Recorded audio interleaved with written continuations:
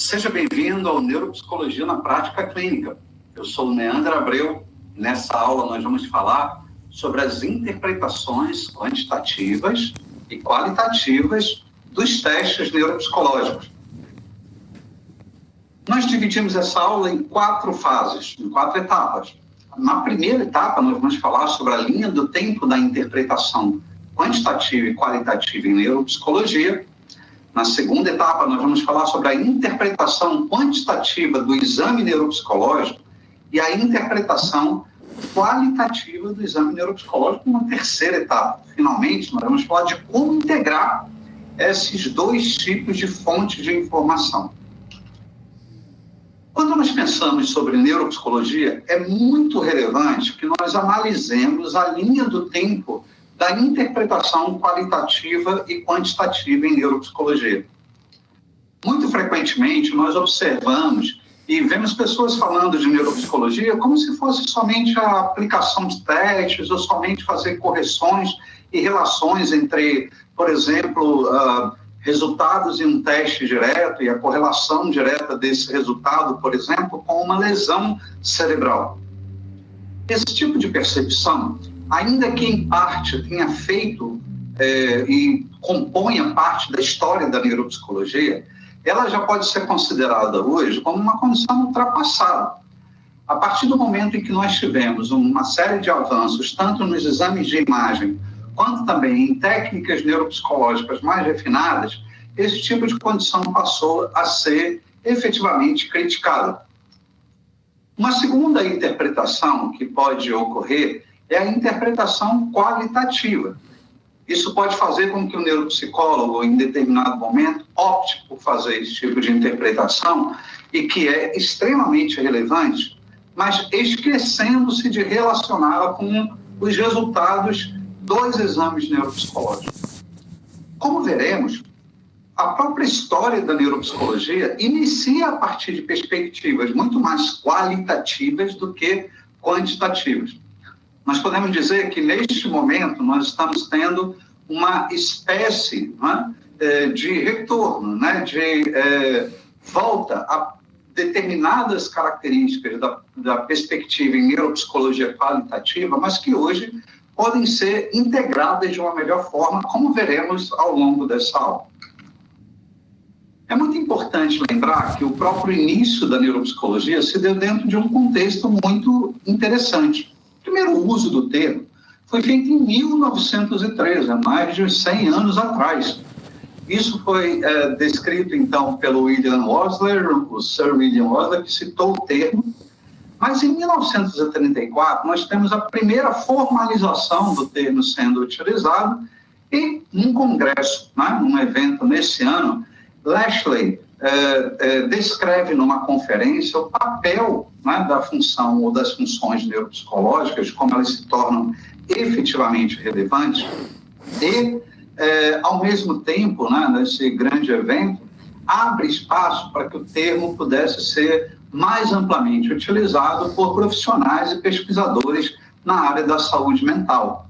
Então, culminando no termo, até que em 1949 a gente tem a publicação do primeiro livro, feito por Hebb, com esse título, onde havia lá, na condição de subtítulo, o termo neuropsicologia.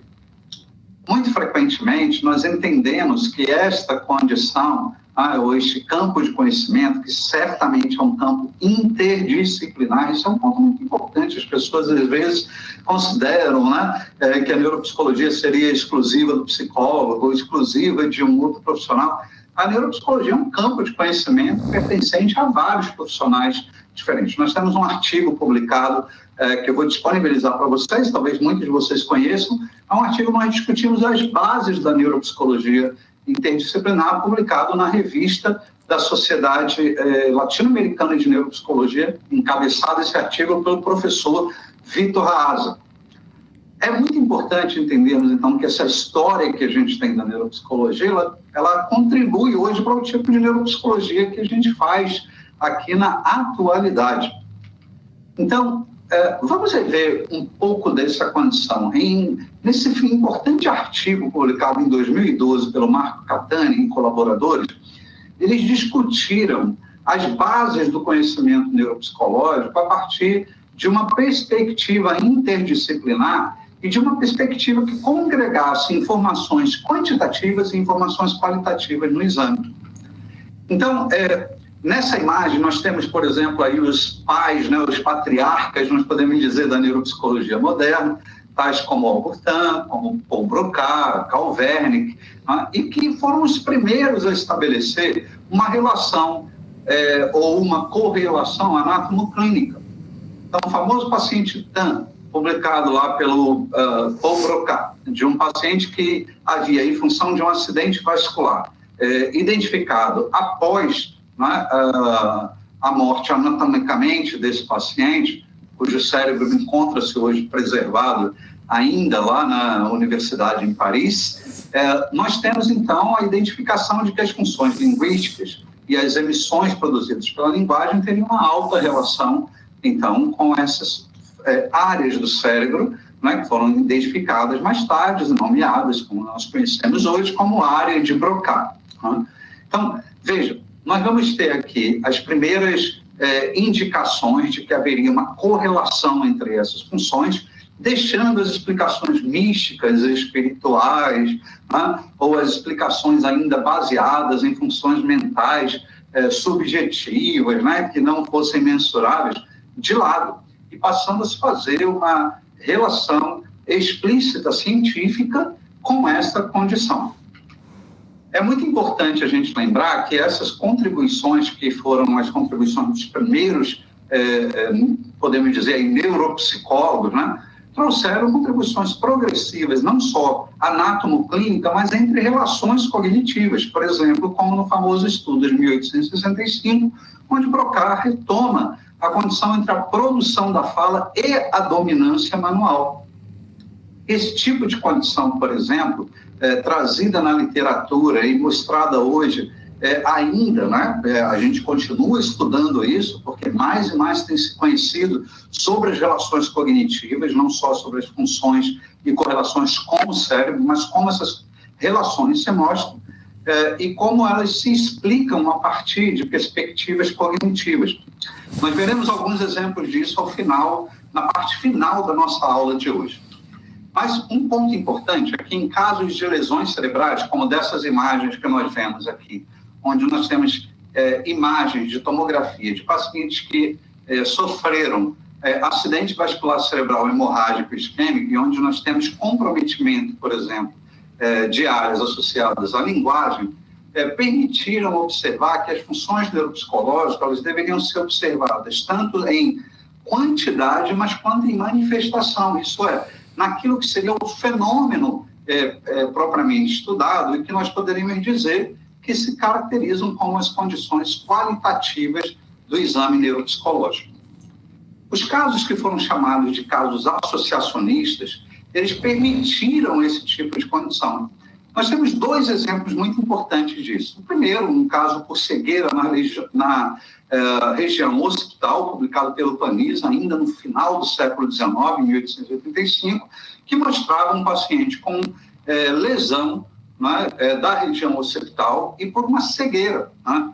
Efetivamente, até o momento, né, havia pouca compreensão sobre esse tipo de condição chamada de cegueira cortical, e sempre associando-se a órgãos periféricos, com problemas diretamente na visão. E o famoso caso, muito conhecido na literatura, publicado sobre o Phineas Gage, em 1849, retomado de forma muito elegante pelo Antônio Damasio, em 1994, e que mostra um paciente, né, que sofreu uma lesão cerebral frontal muito importante, em função de um acidente no qual uma barra de ferro atravessou o seu crânio, né, e a parte frontal do cérebro, que tem a maior parte das funções cognitivas muito bem preservadas, entretanto, com prejuízos importantes do ponto de vista da personalidade e de manifestações comportamentais, tornando uma pessoa muito diferente daquela que ele era anteriormente ao episódio da lesão cerebral. Esse tipo de condição mostra que o início da neuropsicologia ele tinha um grande foco nas avaliações livres não normatizadas e um enfoque qualitativo sobre o desempenho neuropsicológico. Naturalmente, o avanço do conhecimento dentro dessa área permitiu o desenvolvimento de instrumentos, de testes que pudessem responder àquelas condições de padronização e normatização, contribuindo para os aspectos mais quantitativos da avaliação neuropsicológica. E isso é muito importante porque, ao tempo que se avançavam os estudos sobre exames quantitativos, uma série de outras contribuições, por exemplo, como aquelas da especificidade funcional hemisférica, passaram também a colaborar para as compreensões qualitativas sobre o resultado dos exames dos indivíduos. Por exemplo, pacientes que são comissectorizados, aqueles pacientes que acabam sendo por lesão cerebral, ou ainda em função de tratamentos, por exemplo, para epilepsias refratárias, verificava-se nesses indivíduos, por exemplo, às vezes funções de nomeação normal à direita, mas sem reconhecimento dos objetos, por exemplo, quando esses objetos estavam à esquerda do campo visual. Modelos estruturais, por exemplo, foram desenvolvidos também para explicar funções do hemisfério esquerdo, por exemplo, muito mais vinculadas à linguagem, como das funções vinculadas ao hemisfério direito, muito mais vinculadas a aspectos visuais das funções cognitivas. Além disso, uma série de contribuições relacionadas à distinção de processo analítico e de processos mais gerais, mais holísticos, passaram a serem inseridas, integradas dentro da perspectiva neuropsicológica, onde nós entendemos que determinadas funções elas são multifacetadas do ponto de vista de regiões cerebrais ativadas para aquelas funções. Outro exemplo importante são aqueles que a gente tem, por exemplo, de mecanismo de controle atencional, onde nós sabemos que determinados estímulos verbais, por exemplo, são mais ativados para funções atencionais vinculadas a esses estímulos, enquanto aspectos visuais ativam regiões mais vinculadas, por exemplo, ao hemisfério direito. E, finalmente, algumas diferenças quantitativas e qualitativas no exame neuropsicológico que permitem recursos diferenciados nos resultados dos exames. Por exemplo, nós verificamos que, em relação a processamento visual, indivíduos que têm lesão de hemisfério direito e mantêm prejuízo nessa área, tornam-se mais lentos, enquanto aqueles que têm o hemisfério direito efetivamente mais preservado acabam em condições de lesão, tendo resultados, por exemplo, melhores em relação ao processamento, por exemplo, visual. Esse tipo de condição, junto com os resultados dos exames neuropsicológicos e mais os fenômenos associados ao próprio exame e aspectos qualitativos desse exame, vêm sendo integrados dentro da avaliação neuropsicológica para que a gente possa ter uma avaliação neuropsicológica de mais qualidade. Então, você que é nosso aluno aqui do NPC, está acompanhando esse grande evento, é muito importante que você tenha essa percepção mais ampla, que envolva tanto aspectos quantitativos quanto qualitativos no exame neuropsicológico. Muito bem. Um bom exemplo que a gente tem na literatura também foi publicado pelo Wise, por exemplo, que mostrou com exames funcionais que informação fonológica e compreensão estariam ativando regiões do hemisfério esquerdo, por exemplo, da linguagem, associadas aí principalmente à região do lobo temporal, enquanto as emoções e ritmos associados à linguagem, por exemplo, estariam ativando mais regiões do lobo temporal direito, Então, mostrando aí que a integração dessas informações respeita aquilo que nós chamaríamos de assimetria hemisférica e, ao mesmo tempo, integra informação para fazermos a interpretação do exame neuropsicológico. Uma técnica muito importante utilizada dentro da literatura neuropsicológica, já abordada aqui nesse curso, é a dissociação dupla, onde o resultado de alto ou baixo desempenho em testes neuropsicológicos diferenciados é capaz de gerar, por exemplo, quando comparado entre indivíduos com diferentes quadros, a caracterização dos resultados do exame neuropsicológico que esse indivíduo vai ter, e é um excelente método para a correlação quantitativa e estatística na dupla dissociação. Um caso muito importante que nos vai permitir observar isso é exatamente quando nós saímos, então, da situação de utilizar a neuropsicologia somente localizacionista, né? Também ultrapassar a ideia de que todas as funções cognitivas estariam totalmente, né, integradas, mas para condições mais associacionistas, onde nós temos tanto a ideia de que determinadas regiões, por exemplo, como podemos olhar na última figura aqui do cérebro nessa imagem, onde nós temos uma lesão cerebral, por exemplo, alterando redes próximas a essa mesma lesão, aqui mostrada nas bolinhas amarelas, nos círculos amarelos, e, ao mesmo tempo, observando que parte das funções de associação estaria também prejudicada nessa mesma condição. Isso é muito diferente de achar que aquela região com lesão seria a única região que poderia ser alterada por aquela disfunção, ou de achar que todo o cérebro seria alterado por aquela disfunção. Esse tipo de condição nos permite observar, então, que através desse método, que é a dissociação dupla, do método de Teuber, e gerando 4 hipóteses alternativas, nos permitiu, ao longo tanto do histórico da neuropsicologia quanto na atualidade, de observar que os desempenhos entre os indivíduos, os desempenhos neuropsicológicos são variáveis e eles respondem a essas diferentes condições relacionadas à neuropsicologia.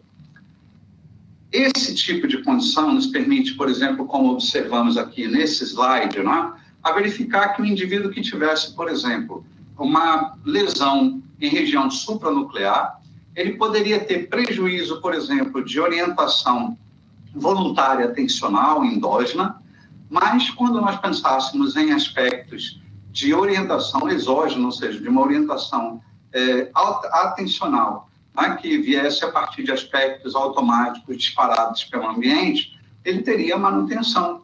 Enquanto um paciente que tivesse, por outro lado, uma lesão, por exemplo, em região de junção parietal temporal, esse indivíduo teria manutenção da primeira função de orientação endógena, mas poderia ter prejuízo, por exemplo, na orientação exógena, na percepção dos estímulos vindo do ambiente.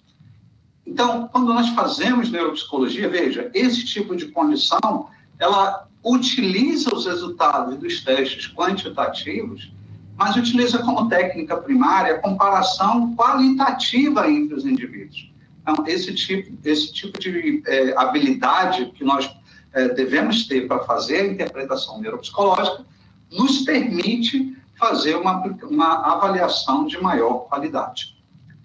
Um outro ponto muito importante, que é um dos casos mais famosos da literatura neuropsicológica, se não o caso mais famoso, é o famoso caso HM, né, muito conhecido de todos nós, onde o paciente, né, que teve as regiões do lobo temporal retiradas, né, fazendo lá uma ressecção do hipocampo e de regiões mesiais do lobo temporal, né, de regiões adjacentes, apresentou uma tremenda amnésia, né, após a cirurgia realizada, onde ele era incapaz de fazer novas memórias, enquanto as memórias do passado estavam lá bem preservadas. É um estudo, e certamente o paciente mais estudado da literatura neuropsicológica, e que mostrou, né, por uma série de contribuições ao longo dos anos, o quanto esse tipo de condição pode contribuir para a avaliação. Aqui nós vemos uma imagem do cérebro de HM, onde nós vemos comprometimento das regiões do lobo temporal mesial que foram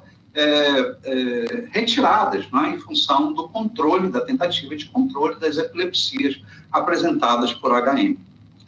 HM, esse é um outro ponto muito importante, os seus estudos mostraram, né, os estudos feitos sobre esse paciente, geraram hipóteses cognitivas muito bem consistentes que hoje funcionam como modelos para a gente entender, por exemplo, o funcionamento mnésico, entre memória explícita e memória implícita, memória retrógrada, memória anterógrada, não é? Então, memória remota e memória recente.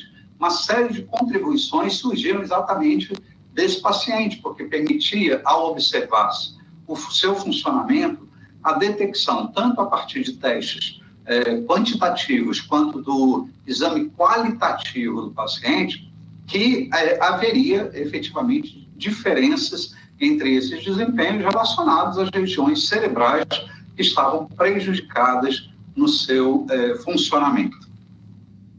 Um outro ponto importante é que, além, né, dos estudos neuroanatômicos e neuropsicológicos per si, observou-se também que era possível verificar aspectos neurofuncionais, tanto em exames de ressonância magnética funcional mais recentes, né, que são muito utilizados para pesquisa, mas também são utilizados em outros ambientes clínicos, quanto um outro ponto muito importante, com estudos de eletroencefalograma, né, hoje, né, inclusive com estudos relacionados à estimulação transmagnética, mostrando efetivamente que a neuropsicologia poderia contribuir de maneira efetiva para a compreensão desses aspectos. Muito bem. Então, esse tipo de condição nos permite ver ao longo da história da neuropsicologia que resultados tanto quantitativos quanto qualitativos comporão, ou seja, eles contribuirão, terão colaboração para formar, né, o nosso raciocínio clínico no campo da neuropsicologia com a integração de todas essas informações. Vamos ver a seguir, na nossa próxima etapa dessa aula, nós vamos verificar como os aspectos quantitativos ou a dimensão quantitativa da neuropsicologia pode ser útil para a sua prática. Acompanhe a gente. Nessa segunda etapa da aula, nós falaremos sobre as principais técnicas em neuropsicologia quantitativa e como nós podemos utilizar essas técnicas no nosso dia a dia no exame neuropsicológico. As principais técnicas dentro da área são a de desenho experimental, quando nós utilizamos, né, e fazemos uma perspectiva, por exemplo, intervencionista, onde a gente quer saber de resultados do tipo antes e depois. Na avaliação neuropsicológica per si, como ela não envolve exatamente intervenção, nós fazemos esse tipo de técnica comparando por estimativas o funcionamento prévio, isso é, pré-mórbido do indivíduo, com o funcionamento atual. Uma boa forma de fazer isso é quando nós examinamos, por exemplo, a inteligência do indivíduo prévia à lesão cerebral e após a lesão cerebral ou um quadro de disfunção. Uma forma de fazer isso é utilizar, por exemplo, informações da inteligência verbal, cristalizada, né, anterior, porque ela é bastante consistente e mostra, né, de alguma forma, um nível pré-mórbido do funcionamento cognitivo desses indivíduos. Correlação entre testes, por exemplo, também nos permite observar o desempenho dos indivíduos em termos de técnica de neuropsicologia quantitativa. Por exemplo, se nós queremos saber efetivamente se o indivíduo tem a memória de trabalho prejudicada, nós podemos aplicar mais de um teste em determinadas condições como forma de relacionar os resultados entre esses dois instrumentos e consistentemente mostrar prejuízo para esse tipo de condição. Por outro lado, nós podemos verificar em determinadas situações, em comparações através da dupla dissociação, a diferença de resultados entre esses indivíduos. Finalmente, nós teremos, por exemplo, as comparações psicométricas, permitindo que nós façamos a comparação desse indivíduo com outros indivíduos, ou seja, de uma população normal, como também do próprio indivíduo em relação a si mesmo, quando ele é comparado com outras funções. Nós veremos um pouco disso a seguir, nessa segunda parte, onde nós falaremos sobre a interpretação quantitativa do exame neuropsicológico. Vamos lá? Muito bem. Então, uma das coisas importantes da gente lembrar aqui sobre o exame neuropsicológico e sobre a função, as suas características quantitativas, em primeiro lugar, é que nós estamos falando de desempenho dos indivíduos. Essa ideia de desempenho, ela é muito importante, porque ela deve se relacionar com a prática, com aquilo que acontece no dia a dia do indivíduo. O exame neuropsicológico, per si, o resultado mais, ainda de forma mais precisa, porque o exame é um processo, né? Mas quando nós falamos sobre os resultados dos testes neuropsicológicos, eles equivalem ao que nós poderíamos falar, por exemplo, quando vamos fazer um teste, um exame de sangue, e temos lá os resultados, por exemplo, que poderiam indicar uma taxa glicêmica mais alta, que pudesse ser parecida, por exemplo, com indicador para risco de diabetes. Somente o médico clínico, o clínico cardiologista, a pessoa que lhe acompanha em relação a essas funções, poderá dizer, efetivamente, na interpretação dos resultados, se realmente você tem, por exemplo, pré-diabetes, ou se você está diabético.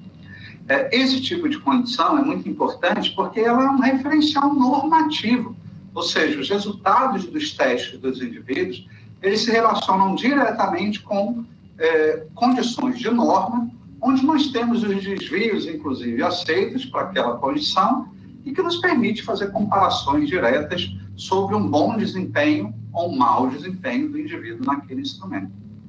Esse tipo de perspectiva, chamada de perspectiva nomotética nomológica, já foi discutida por nós aqui anteriormente em outra aula, ao longo do nosso querido NPC. Então, é muito importante que você tenha a perspectiva de que essa é uma das interpretações possíveis no exame neuropsicológico. E é muito interessante e se torna muito mais fluido quando nós conseguimos pegar esse resultado dos testes e relacioná-los com aquilo que é o dia a dia dos indivíduos. Não adianta a gente só saber que o indivíduo teve um mau desempenho no FDT, por exemplo, no 5-digit test, mas saber como isso no dia a dia desses indivíduos se relaciona, torna-se ainda mais relevante. Então, o próprio FDT é um bom exemplo de como nós podemos utilizar dados quantitativos para fazer uma interpretação neuropsicológica dos resultados no exame.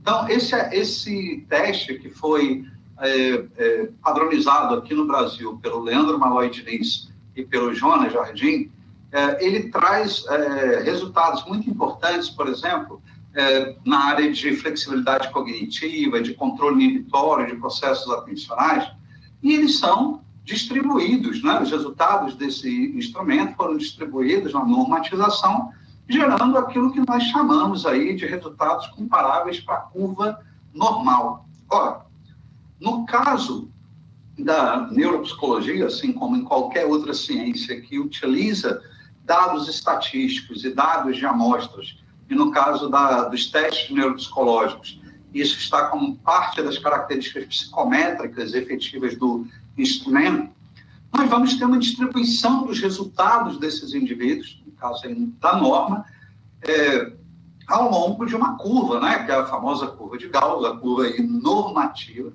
e que nos permite verificar a distribuição desses indivíduos.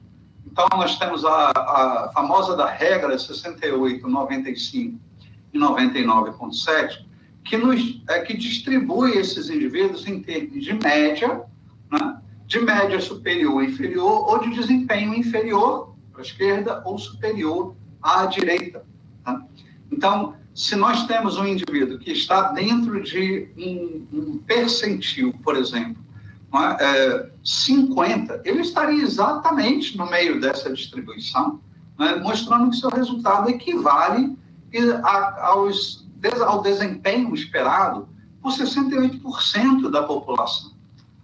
Mas se nós observamos, por exemplo, que esse indivíduo está lá com um resultado muito acima, por exemplo, ele tem uma distribuição em termos de resultado, caracterizando ele mais a curva à direita, por exemplo, que nós observamos aqui da curva normal, nós vamos verificar que o seu desempenho, ele vai estar aqui, você olhando nem exatamente a curva normal de frente, como você está aí para o slide, você vai verificar que o desempenho dele lá, se estivesse, por exemplo, em 96%, ele estaria dentro dessa regra dos 99,7%, que nós esperamos de média superior para superior, já ultrapassando lá a região limítrofe para desempenho superior, e somente uma porção muito pequena da população teria um desempenho maior do que aquele que é esperado para ele.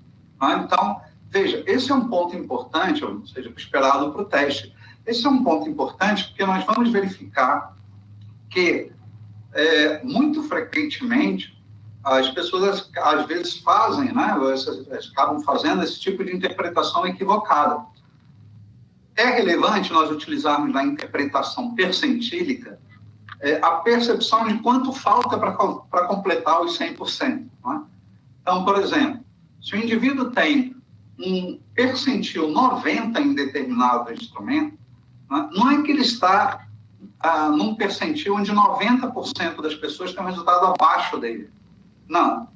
Por quê? Porque ele, embora esteja exatamente naquela percepção, nós não sabemos, do ponto de vista da distribuição normativa, exatamente quantos indivíduos ficaram com percentil 90. Poderia ser um grupo muito maior, ele não é o único indivíduo no percentil 90, mas nós podemos dizer que somente 10% da população teria um desempenho superior ao desempenho apresentado por aquele indivíduo.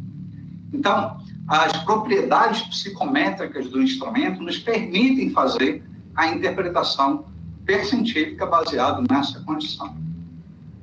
Um ponto relevante é que, no caso do FDT, por exemplo, no teste de escolha, o examinando deve contar quantos números existem em cada quadro. Não, ele não deve ler exatamente o número, mas quantos há em cada quadro. E na parte a seguir, então, nós poderíamos verificar, né, nesse slide, como esses indivíduos teriam esses resultados distribuídos ao longo aí do desenvolvimento. Como nós podemos observar aqui nesse slide, a distribuição de resultados no FDT faz uma curva em U invertido, e é exatamente o que a gente espera para funções executivas. Ou seja, os indivíduos, por exemplo, melhoram o tempo, eles vão ficando mais rápidos ao longo do desenvolvimento, e à medida que eles vão ficando mais velhos, eles vão entrando da meia-idade em diante, a tendência é de que o tempo, por exemplo, comece a aumentar de novo. Lembrando aí que o score, um dos principais scores baseados no FDT, é fundamentado, né? Ele é fundamentado exatamente no tempo. Então, faz uma curva em U invertida, onde a gente espera, de fato, que esses indivíduos levem, à medida que vão ficando mais velhos, mais tempo para realizar, por exemplo, essa tarefa de escolha.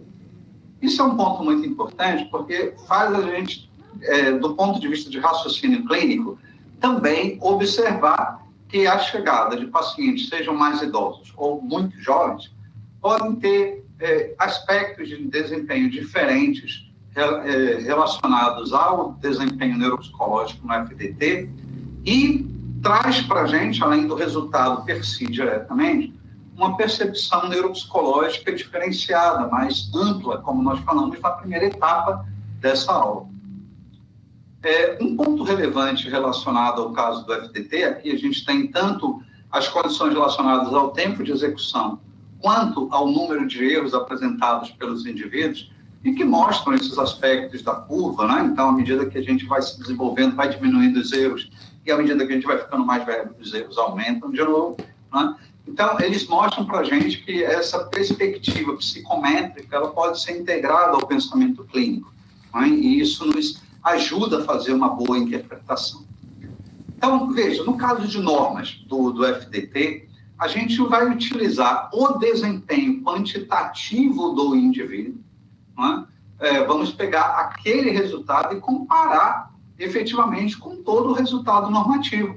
Então, se nós utilizarmos aqui, nesse caso, por exemplo, nós verificarmos o desempenho de uma criança, por exemplo, que tenha apresentado um resultado de 120 pontos, por exemplo, no FDT, na tarefa de escolha, aqui uma criança de 8 anos com suspeita de TDAH, e no teste de escolha ela teve um desempenho de 120 pontos, de 120 segundos. 120 segundos é mais do que 109 segundos, então estaria efetivamente abaixo desse percentil 5, ou seja, o percentil dela seria ainda menor, provavelmente, aqui nesse caso, como a gente observa, do que o percentil 5, que seria o percentil mínimo descrito nas normas. Essa diferença, por exemplo, vai nos permitir verificar que existe efetivamente mais de 95% da população das crianças com 8 anos de idade que tem um desempenho superior a dessa criança que foi avaliada. Então, mostrando que ela provavelmente está numa faixa de altíssimo comprometimento das tarefas, né, das habilidades dessa criança, por exemplo, quando a gente pensa em condições de controle inibitório. Muito bem. Essa mesma condição nos permite verificar, a partir dos resultados do desempenho dessa criança, e de um outro caso qualquer, verificar onde o cálculo do score Z dessa criança estaria. Então, nós podemos observar, imagine que outra criança tivesse, em vez de 120, 148 segundos no teste de escolha. Nós utilizaríamos a fórmula do score Z, onde nós vamos verificar, vamos calcular, né, o desvio em relação à média. A gente já tem tipicamente esse resultado apresentado no próprio instrumento. Vamos pegar o resultado da criança, por exemplo, subtrair ali o desvio em relação à média e vamos utilizar esse desvio padrão, então, como unidade de medida, né? E vamos ter o resultado, o score dessa criança, ou seja, nós temos a média, o desempenho da criança menos a média da população para aquela idade, dividida ali, então, pelo resultado da criança. Resultado final, nós vamos ter, por exemplo, no caso dessa criança, um score de 2,68Z. Neste caso, como tempo elevado significa pior desempenho, ela estaria, na verdade, com menos 2,68Z, o que indica efetivamente um comprometimento significativo do desempenho neuropsicológico na tarefa de escolha no FDT. O resultado, ele vai ser e pode ser observado graficamente aqui nessa imagem. Uma criança que estivesse com esse desempenho de um score de menos 2,68Z, é uma criança que estaria num percentil abaixo de 1, né? Ou seja, ela estaria extremamente comprometida em relação ao seu funcionamento. Esse tipo de condição, onde nós ilustramos, por exemplo, inclusive para a nossa própria compreensão, os resultados dos indivíduos dentro da distribuição normativa, nos permite também comparar resultados de um mesmo indivíduo em diferentes tarefas e verificar onde ele se encontra com melhor desempenho e onde ele encontra-se com pior desempenho. Muito bem. Nós temos vários. Neandro, mas ela só tem que ficar fazendo esse cálculo Z para todo mundo. Não, existem vários calculadores Z gratuitas que você pode utilizar no seu dia a dia. Então, por exemplo, a Easy Calculation, a Calculator ED, a Source Statistics, todos esses sites utilizam cálculos de score Z robustos que podem ser utilizados no seu dia a dia simplesmente com os dados do desempenho do seu paciente, daquele paciente que você avaliou, com a média de desvio padrão apresentados, então, por esse indivíduo. Então, você pode utilizar alguma dessas calculadoras e ter aí um bom recurso no exame neuropsicológico desses indivíduos. Bom, nós vamos falar agora, nessa terceira parte de nossa aula, sobre a interpretação qualitativa do exame neuropsicológico. Acompanhe a gente ainda aqui na nossa aula, aqui no nosso querido NPC. Nessa terceira parte de nossa aula, nós falaremos sobre a interpretação qualitativa do exame neuropsicológico. É muito importante nós observarmos que alguns fatos na avaliação qualitativa podem chamar a atenção do neuropsicólogo e devem chamar a atenção. E aqui nós vamos destacar dois desses fatos que você deve estar atento no seu dia a dia no exame neuropsicológico. O primeiro deles são os aspectos cognitivos que influenciam comportamento e emoções. E o segundo é da análise de dados cognitivos sob a ótica qualitativa. Vamos falar sobre alguns dos aspectos cognitivos que influenciam comportamento e emoções, e para isso nós vamos dar alguns exemplos aqui. O primeiro é desse artigo que foi sobre dificuldades emocionais e comportamentais, né, e déficits em funcionamento diário de crianças com histórico de transtorno do déficit de atenção e hiperatividade. Esse estudo foi um estudo muito importante, ele foi feito com 8.681 crianças nos Estados Unidos, de 4 até 17 anos de idade, e com histórico de transtorno de déficit de atenção e hiperatividade nos pais e presença de sintomas em crianças. Ou seja, tanto as crianças deveriam ter sintomas para o TDAH, quanto os pais dessas crianças apresentavam efetivamente um histórico de transtorno do déficit de atenção e hiperatividade. O que esse estudo mostrou? Isso foi uma coisa muito legal, porque esse estudo foi capaz de revelar informações muito importantes a respeito do funcionamento dessas crianças e também de seus pais. E uma das coisas que ele mostrou, que foi muito bacana, foi a seguinte: vamos ver aqui exatamente os resultados que ele nos apresenta e como pode nos ajudar a fazer esse tipo de condição. Então, a primeira coisa que ele nos mostrou foi que crianças com transtorno do déficit de atenção e hiperatividade apresentavam mais problemas emocionais, não é? Elas apresentavam problemas em contexto, ou seja, em adequação a contexto ambiental, comportamental, não é? Problemas relacionados à hiperatividade e desatenção, naturalmente, como a gente espera para o próprio quadro clínico, problemas com pares, ou seja, problemas com outras crianças. E, além disso, né, eles mostravam que havia um índice de dificuldade muito maior, no geral, em comportamentos e emoções, regulação emocional dessas crianças, do que, por exemplo, quando verificavam com crianças sem esse tipo de problema.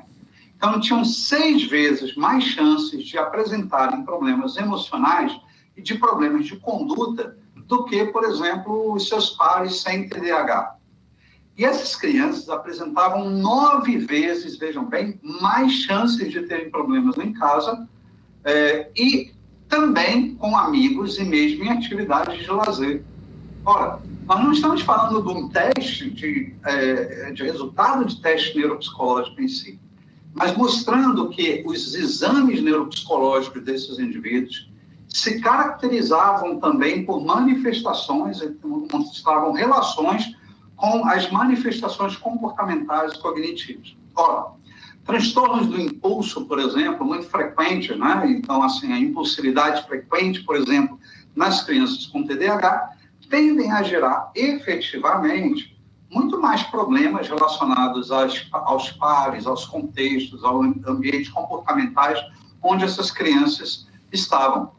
E também a presença de problemas de difícil observação apenas quantitativa, tendo, então, a necessidade de fazer a relação dessas condições com os aspectos emocionais apresentados por esses indivíduos. Por isso, torna-se muito relevante um exame neuropsicológico que permite, efetivamente, uma boa relação com aspectos comportamentais.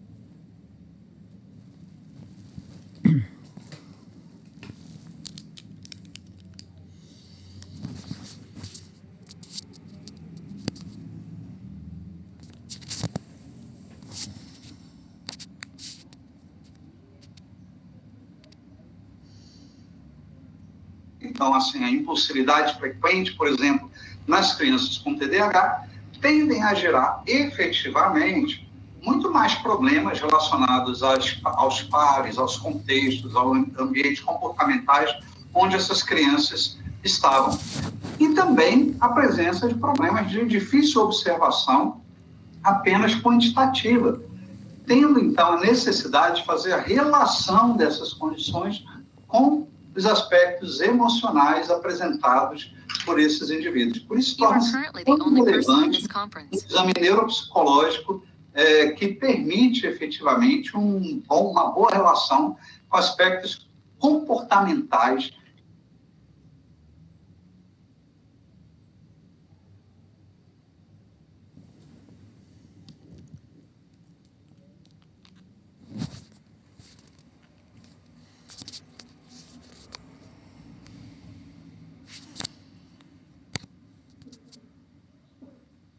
por esses indivíduos.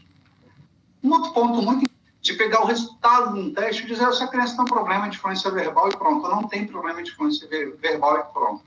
Nesse estudo, muito bacana, eles fizeram o seguinte, eles fizeram uma análise da fluência verbal em adolescentes e jovens adultos com alto funcionamento, né, com autismo de alto rendimento, né, que era chamado antigamente aí de síndrome de Asperger, né? Então seriam os indivíduos com transtorno do espectro do autismo de alto rendimento cognitivo. Normalmente, as pessoas percebem esses indivíduos e falam assim, não tem problema cognitivo, ele tem boa inteligência. O que esse estudo mostrou, foi feito com 30 pacientes com autismo de alto rendimento e comparando com um grupo de 18 crianças sem autismo. E eles aplicaram testes de fluência verbal, né? Então, aqui, por exemplo, como foi um estudo japonês, e eles aplicaram com a letra A, que seria equivalente ao nosso K, e o X. E as categorias, nos testes de categorias de fluência semântica, eles verificaram, então, com animais, com esporte e com meios de locomoção. E para ações ainda, com atividades como comer, beber, correr, pedalar, tá? E os resultados foram muito interessantes, porque eles mostraram, em primeiro lugar, né, nas análises quantitativas, o número total de respostas por teste, o número de respostas corretas, os erros e as intrusões. Mas olha agora bem o que mostrou esse resultado desse instrumento, ou desse estudo, em relação à análise qualitativa. Eles fizeram estudo de cluster semântico, tipos de atividades, por exemplo, motoras ou vitais, e cluster fonológico, ou seja, agrupamento, tanto semântico, agrupamento por atividades, e agrupamentos fonológicos, pelo menos 2 sílabas iniciais iguais. Os resultados mostraram que, em primeiro lugar, isso é um ponto muito importante, porque mostrou a análise quantitativa desse resultado. Primeiro, é que as crianças, esses indivíduos, tinham um resultado efetivamente menor, né, em termos de respostas corretas, quando comparados com aqueles indivíduos que não tinham histórico de transtorno do espectro do autismo, indivíduos controles, mas um desempenho menor, ou seja, eles apresentavam menos qualidade de papel. Mas o ponto muito importante é que quando eles avaliavam questões relacionadas tanto ao funcionamento desses indivíduos, atencional, quanto também em termos de cluster, os clusters desses indivíduos eram muito menores do que os dos indivíduos que não tinham autismo. Ou seja, eles faziam muito menos agrupamento semântico do que aqueles outros indivíduos. Então, é muito importante falar, não tem nenhum problema. Tem sim. E esse problema só podia acontecer e só podia aparecer na perspectiva qualitativa. Um outro ponto importante também é que quando nós falamos de aspectos qualitativos, nós não estamos falando de um termo que as pessoas usam de uma forma, às vezes, um pouco, vamos dizer assim, não muito cuidadosa, né? Que é o termo subjetividade. Eu vou falar de subjetivo. Subjetivo é o resultado que o indivíduo tem do seu funcionamento e não a causa, ou seja, ele é uma variável que é uma variável dependente, ou seja, de todos os aspectos do funcionamento cerebral, né, do funcionamento mental do indivíduo, que gera um resultado de especificidade daquela pessoa. E isso não é exatamente a causa dos problemas cognitivos que o indivíduo tem. Então, muito frequentemente, existe um equívoco nessa interpretação de considerar que é isso que é a causa. Não é, né? E vários instrumentos permitem a análise qualitativa. Por exemplo, o Neuropsilin permite análise qualitativa, o VISC permite, o Skoll-Zinkar Solving Test permite. Então, é muito importante que você utilize as análises qualitativas propostas pelos instrumentos a fim de ter um resultado que efetivamente seja mais confiável, além daqueles que vêm da sua percepção clínica dentro dessa condição. A análise qualitativa deve ser congregada com os modelos cognitivos histórico e autorrelato, além dos resultados efetivos dos testes apresentados pelos pacientes, ou seja, os testes apresentados pelos indivíduos. Muito bem. A seguir, nós vamos falar sobre algumas das condições relacionadas com a perspectiva ideográfica nessa prática clínica, e dentre elas, uma das coisas importantes que a gente tem é exatamente da gente observar o que pode ser feito em relação ao resultado desses instrumentos, em termos de análise qualitativa. Acompanhe a gente. Nessa última parte de nossa aula, nós falaremos sobre a perspectiva integrativa na prática clínica. É muito importante que você, como ouviu aqui, integre as informações quantitativas do exame, tais como percentil, score Z, resultados de interpretação dos testes, com os resultados qualitativos que você terá do seu paciente. E nós vamos falar de alguns exemplos que podem nos ajudar com esse tipo de condição. Por exemplo, um primeiro estudo que indicou uma boa condição sobre essa, que nós temos, não foi exatamente o primeiro, mas o primeiro que estamos citando, né? Ele indicou a presença de déficits neuropsicológicos em pacientes com esclerose lateral amiotrófica. E eles avaliaram 146 pacientes com esclerose lateral amiotrófica, um estudo publicado em 96, um estudo clássico hoje dentro da área de ELA, né? E eles verificaram que havia correlação do desempenho desses indivíduos, né, em alterações com disartria, com baixo nível de escolaridade, com sintomas motores. O estudo mostrou que, dentre essas condições, pacientes que apresentavam mais disartria, eles tinham um desempenho mais comprometido em testes que avaliavam aspectos da memória visual e aspectos também, por exemplo, da memória de trabalho e de velocidade de processamento. Esse tipo de condição só se permite ser observada com estudos que integram resultados de testes neuropsicológicos com perspectivas qualitativas do exame neuropsicológico observadas e captadas a partir de fenômenos apresentados por esses indivíduos. Então, é muito importante que, mesmo que você utilize preferencialmente a avaliação quantitativa, e os testes neuropsicológicos têm se tornado cada vez mais robustos em termos de análises, né, permitidas, que você integre essas informações com os fenômenos realmente apresentados por esses indivíduos. Esses pacientes, por exemplo, eles apresentaram sempre um resultado menor do que, por exemplo, aqueles indivíduos que não tinham disartria. E eles ficaram, mais uma coisa muito interessante, a porcentagem deles, por exemplo, que ficou abaixo do percentil 10, foi bastante alta, e uma boa quantidade deles ficou abaixo ainda do percentil 5, mostrando que, de fato, a presença de disartria compromete muito o desempenho dos pacientes com ela. Muito frequentemente, em casos como ela, que é uma doença do neurônio motor, as pessoas esperavam que déficits cognitivos não fossem presentes nesses indivíduos. Mas o que a literatura tem mostrado, isso aí integrando informações quantitativas com informações qualitativas, é que esse tipo de condição sim é presente e pode efetivamente prejudicar o desempenho dos indivíduos e deve ser alvo do exame neuropsicológico. Uma outra condição também importante dentro da literatura neuropsicológica e do exame clínico em neuropsicologia é que quando nós temos um fenômeno qualquer sendo observado, pode haver o erro de se relacionar ou de se descrever somente o fenômeno sem relacioná-lo com modelos cognitivos explicativos.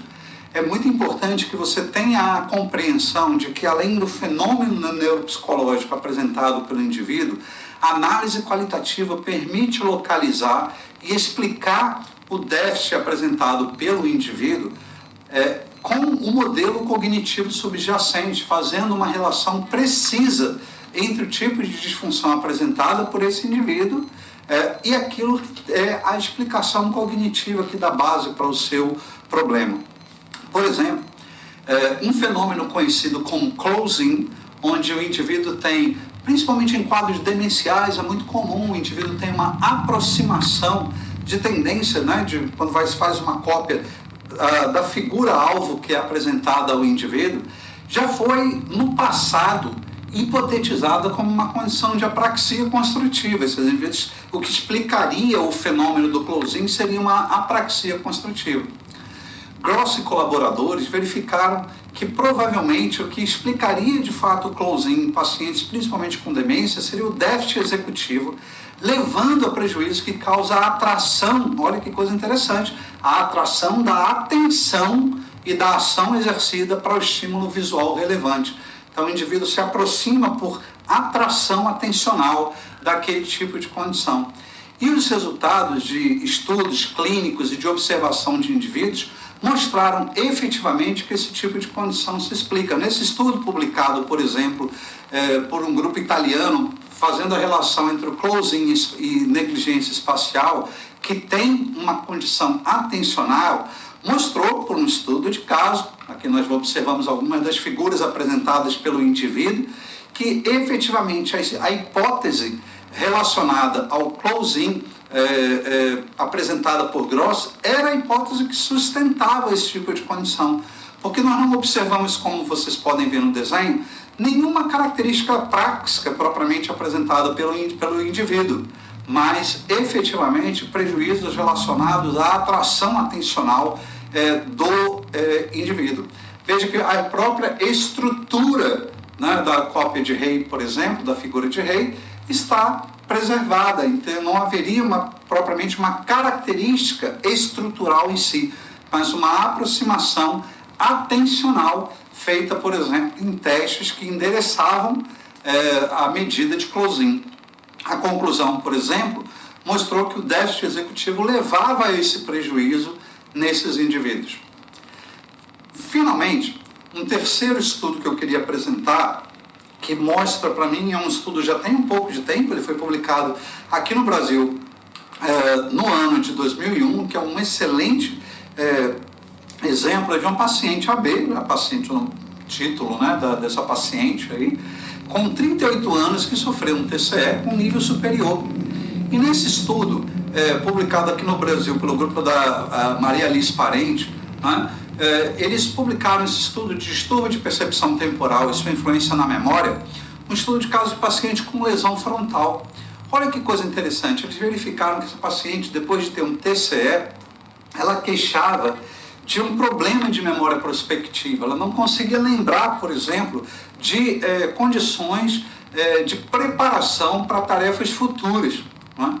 Então, uma coisa importante é que modelos cognitivos, por exemplo, tendem a explicar esse tipo de condição. Os resultados dessa paciente, por exemplo, em relação às tarefas da figura de palavras de Rey, de 15 palavras de Rey, foram normais. Entretanto, havia nas tarefas do Stroop um desempenho dessa paciente, inclusive até melhor do que aquele que era da média. Então, ela estava bem para esses aspectos, mas ela apresentava um problema de memória prospectiva. Os resultados mostraram, com estudos aqui, com tarefas qualitativas que indicavam resultado futuro, que o desempenho dela estava efetivamente abaixo e havia um comprometimento em termos de prejuízo em dois dos sistemas apresentados, ou duas das perspectivas do sistema apresentado, onde nós temos um sistema atencional supervisor 1, que faz a busca, né, a partir do resultado da perspectiva de memória, que gera ação por feedback e que continua gerando aquela ação. Na prática, a gente faz assim: o paciente precisa lembrar de levar o exame de neuroimagem ao médico neurologista amanhã.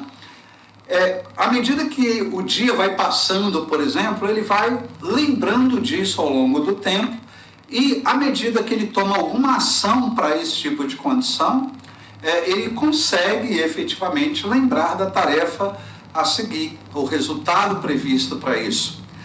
No sistema atencional supervisor 2, essa condição é mediada pela intenção da ação. Eu preciso levar, né? Então, você tem um sistema intencional e um outro sistema de ação. O que se mostrou nesse estudo? Que havia ruptura de memória prospectiva em AB, e as linhas, né, ali mostradas no X, mostravam um comprometimento na ativação de intenções e no sistema de supervisão do plano para aquela ação. Então, veja, quando viu-se o resultado dos exames dela, do exame neuropsicológico, com memória per si preservada, tarefas de funções executivas no geral preservada, mas em tarefas de planejamento e tarefas de sustentação do planejamento qualitativas ela tinha prejuízo, então efetivamente se identificou que esses dois sistemas estavam parcialmente prejudicados, ou essas duas funções prejudicadas no sistema atencional supervisor 2, gerando uma explicação cognitiva para o fenômeno e uma perspectiva para a intervenção para ajudar essa paciente. Então, o que nós podemos falar? Efetivamente, quando nós pensamos aí nos objetivos da nossa aula, de que é relevante integrar a informação qualitativa e quantitativa, a interpretação quantitativa do exame é extremamente importante, a sua interpretação qualitativa é extremamente importante, mas mais importante ainda é sintetizar e integrar a informação quanti-quali no exame neuropsicológico. Eu quero agradecer a você por a sua atenção para essa aula. Espero que essa aula contribua para você fazer uma excelente carreira no campo da neuropsicologia. O meu muito obrigado, um abraço, até a próxima.